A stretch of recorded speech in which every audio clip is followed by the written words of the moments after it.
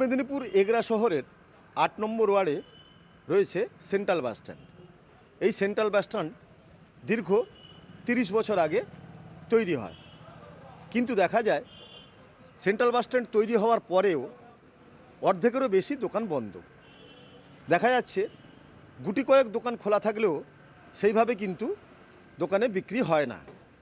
এমনকি এই central bus স্ট্যান্ডে এসে দাঁড়ানোর কথা দীঘার বাস, মেদিনীপুর শহরের বাস এবং উড়িষ্যাগামী বাস এসে দাঁড়ানোর কথা, কিন্তু দেখা যাচ্ছে যে এখানে কোনো বাস সেইভাবে দাঁড়ায় না। কিন্তু আমরা স্টল পাচ্ছি না, লোক স্টল কিনে গোডাউন করে স্টল সব বন্ধ করে রেখে দিয়েছে, কিন্তু আমাদের পৌরসভা থেকে স্টল দিচ্ছে না। আমরা বেকার হয়ে যাচ্ছি, আমাদের বাড়িঘর সব ছেলে মেয়ে সব বেকার হয়ে যাচ্ছে, আমরা খেতে পাচ্ছি না।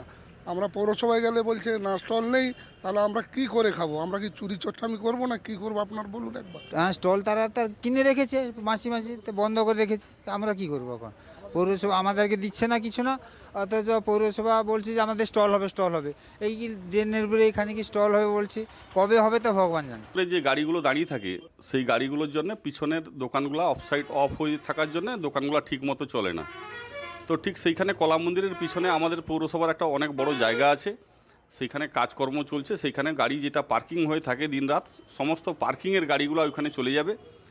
সেন্ট্রাল বাস স্ট্যান্ডটা উন্মুক্ত অবস্থা হবে এবং পুরী গাড়িগুলো যেগুলো ঢুকতে পারে না ঠিকমতো জায়গার অভাবে, সেগুলোও সেখানে ঢুকতে পারবে। তার ফলে দোকানগুলো কাস্টমার দেখতেও পাবে, লোকের গ্যাদারিংও থাকবে এবং বিক্রি বাট্টাও হবে।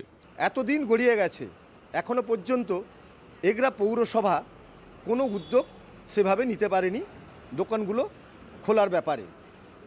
আমার শহর পূর্ব মেদিনীপুর এগরা থেকে সুব্রত পাত্র, কলকাতা টিভি।